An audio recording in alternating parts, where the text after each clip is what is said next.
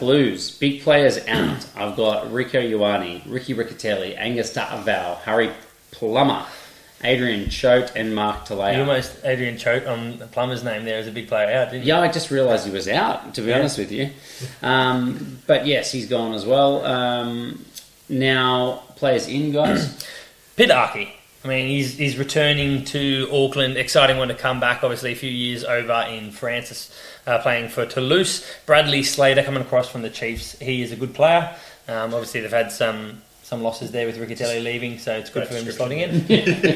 Just he is. He's pretty good. He's pretty good. Cargie, Rambling Alec. Speaking of good players, Rambling Alec. Which one? Malachi Rambling Alec from the Chiefs. Anyone that calls himself Rambling Alec. And again, the one who I thought was certainly touted to, and I thought was a bigger shot of starting ahead of Wallace at TT 2 years ago, or whatever. But he hadn't quite cracked the mantle yet. But he's here for an opportunity in the Blues back row. Hopefully, we see some of him this year.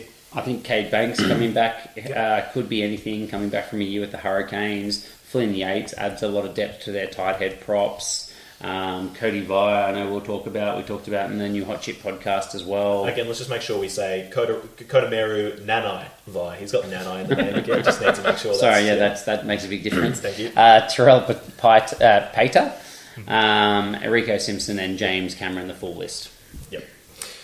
Perfect. Pater? All right, so in terms of what we think the best starting lineups for the Blues in 2026, I think we've all gone the exact same front rows. Josh Christoua, Kurt... Oh, actually, no, sorry, there might be some differences. Cargie and I, we've done Kurt Eklund. Harry's got Bradley Slater coming straight into the hooker jersey. Yeah, I mean, I've been a big fan of Kurt Eklund all the way through, but I just think maybe he's at the back end of his career. He seems to have fallen down the order a little bit.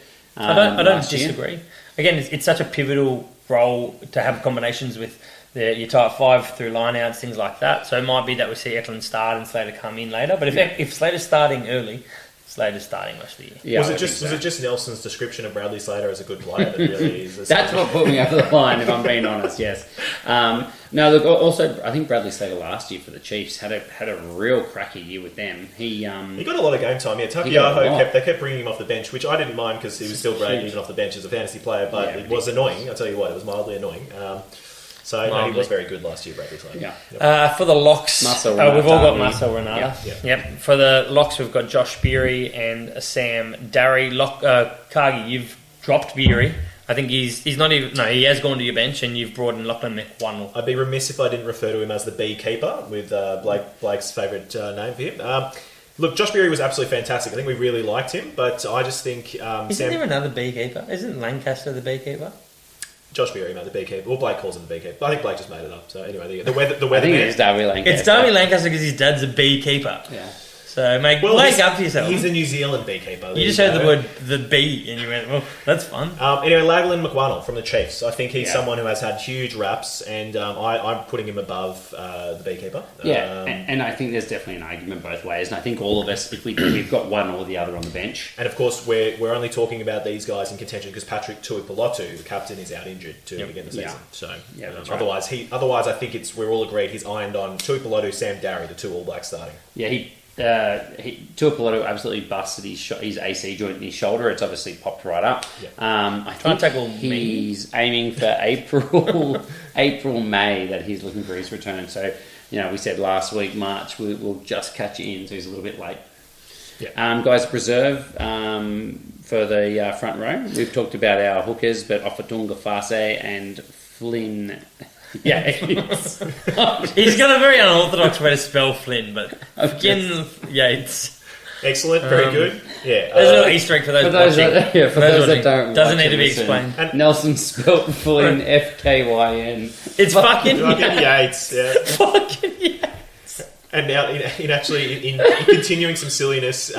Another player that I have to mention is Ofatuanga Fasi. I don't know if you guys saw this at all, but neck injury, next surgery. No, he's made a Hollywood debut because in the new Netflix show with Jason Momoa called Chief of War in Hawaii, he is in there, and unfortunately Isn't there a lot more of them? There are, but he does get absolutely mauled by Jason Momoa. But it is pretty cool to see. I was like, watching him the TV show, I was like, is that Ofatuanga Fasi? There it is. It was all over the socials. Yeah. Oh mate, it was so good. He did have neck surgery last year, which is why he missed the whole year. Was Because that from Jason Momoa? Yes, it was. It absolutely was. That's confirmed. But Josh Fusitu'a and Offa will have a lot of competition. But Fusitu'a was the player of the year for the Blues last year, so I think that's why we'll kind of favoured him. For sure. And I just want to go on record and say that I think Offa Tuamafasi would have had Jason Momoa. He would have taken it down. Just anyway. Also for the locks, exact swap back of what we were talking about before. That, yes. And then when we roll into the most important part of the team, Anton Segner at number 6, brilliant. I think we've all agreed upon that. Papali'i had a brilliant season last year again, and Hoskins Sotutu his last year of Super Rugby before he becomes an English representative. What? Well, as soon as he goes over there, he's playing for him. Do you not know that? He's English eligible, and he's not played for a few years, and he signed in England. Yeah. We're going to have to stop that. He doesn't have any Aussies, mate. All right, what about the bench? We've all gone for Shay Clark on the bench, which is a big call, actually. You know, I'm now considering whether we should be Shay Clark or Malachi Rampley. Yeah, But they've got so many good options. That excites me. Cameron Christie is also a shout. Get out, mate. It excites me. Malachi Rampley Alec or Shay Clark would be so good to see them. Some of them. It would be good to see, but I reckon Cam Christie's not that. I think Shay Clark's a year or two older. I think.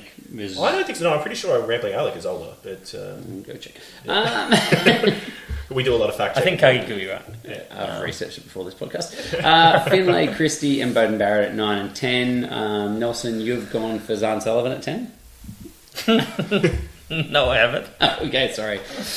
Peter Aki, AJ Lamb at 12 and 13. I think pretty well established. And with the reps that Aki's got coming back in and the player that he has been, I think we expect him to start. And let us know your thoughts on that. It's interesting about, AJ Lamb played a lot of 12 last year. I mean, we think AJ Lamb could play anywhere in the back line, but we see Peter Aki more as a 12 than as a 13. He's 32 years old or something. That could swap around, though. So, let us know your thoughts on how that plays out. And then we've got Nelson, I got Corey Evans, you got Xavier Tieli as your reserve centre. I think excited by both of them, to be honest. Xavier Tieli is still, I think, 20 years old, or 21, is he? And Corey Evans has been in the system for a few years. Obviously, they use him a lot at fullback when Zahn and Perifetta were injured as well, but covers a few. Maybe at least has a few more Super Rugby caps as well. Mm-hmm. And then we've got Caleb Clark on the left wing. Nelson Cole Forbes. You've got Cade Banks on the right wing. I like it. Yeah, look, I just said on the Wait, can I just... You said, I don't like him, but Cade Banks on the right wing. I'll be honest, I did say that. I'm just not a big Cole Forbes fan. He doesn't excite me. Cade Banks excites me a little bit more, and it's only... I'm going off 2 years ago, he was the top NPC try scorer. So, but you could find a way to put Zahn Sullivan in. I was excited for Cade Banks to come to the Hurricanes, and I thought, top try scorer, he might be good. He didn't really get a run at the Hurricanes at all. I don't know. We've all got franchise at fullback. That's it. I was going to come up with some theoreticals to solve that problem for you, but I think it'll get too confusing. Yep. Tafa Funaki, we've all got over Sam Knock on the bench. I think just the form that he showed the first half of last year was unbelievable. And he was one of those halfbacks that if he ever got a chance to start, you picked him up to get in your fantasy team last year. Yeah, he was huge. And then we're all playing Zahn Sullivan on the bench. I think he's so like for like with Bodie and Para-franchise is his problem. So, I think there's some other outside backs that might get a chance, like you said, your Cade Bankses or your... It's such a Cole problem Forbeses. being like those two players. And look, we could see it completely the other way. We could see Para-franchise on the bench and Zahn starting. We're not going to say that. No. Okay, all right. Scratch that. Shut your mouth. All right, let's go for stocks are rising for the Blues in 2026.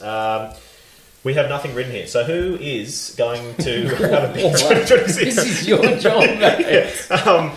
Who do we think is going to be on the rise? Look, I mean, you could start obviously with the hookers. Obviously, Ricky Ritelli's gone, and he was the mainstay last year, so he played the slot, dominated absolutely. It makes it a bit complicated. So both Bradley Slater and Kurt Eklund, either way, they both have to have a big year this year. And I think they have a chance to vie for the starting position in game time, right? Whereas I think Ritelli fucking Yates. That's going to be the title of the podcast.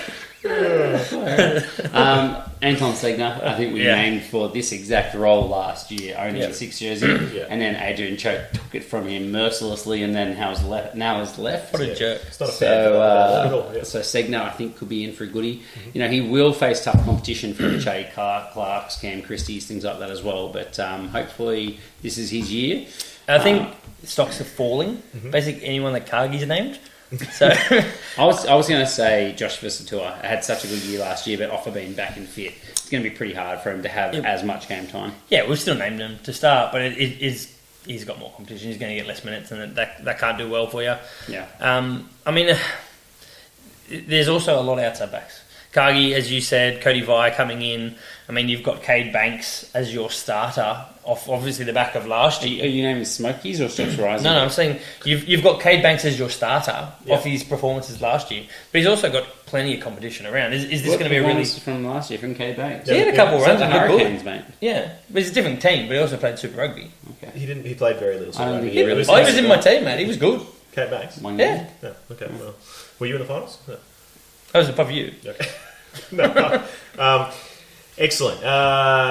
So stocks of Smokies. Well, Smokies is Cody Vi. Cody Vi. Is just by the fact that however many the last few years there's been Mark Talea, Caleb Clark ironed on as your two wingers, and now for me I think there's a chance if Cody Vi, who has just been an absolute sensation, can come and get a call up and have an absolute ripstorm of a game, then it'll be the case of just let him keep playing until every game. Can Zahn Sullivan play wing?